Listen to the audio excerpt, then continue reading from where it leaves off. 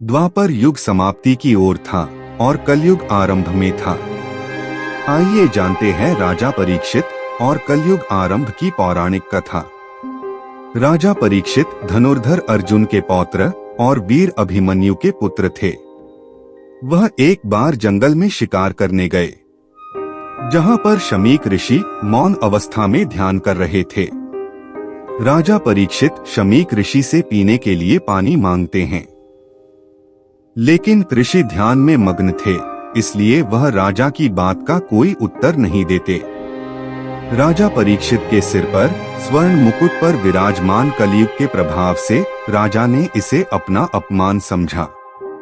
गुस्से के कारण राजा परीक्षित उनके गले में मरा हुआ सांप डाल देते हैं। जब इस बात का पता शमीक ऋषि के पुत्र श्रृंगी ऋषि को लगता है, तो वह क्रोध में आकर राजा परीक्षित को श्राप दे देते हैं।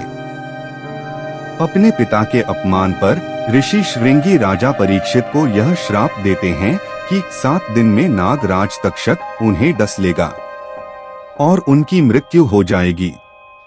श्राप के कारण राजा को 7 दिन के बाद नागराज तक्षक ने डस लिया और उनकी मृत्यु हो गई। राजा परीक्षित की मृत्यु के बाद से ही कलयुग की शुरुआत मानी जाती है। इसी प्रकार के ज्ञान पूर्वक कथाएं प्राप्त करने के लिए वीडियो को लाइक और चैनल को सब्सक्राइब करें। धन्यवाद।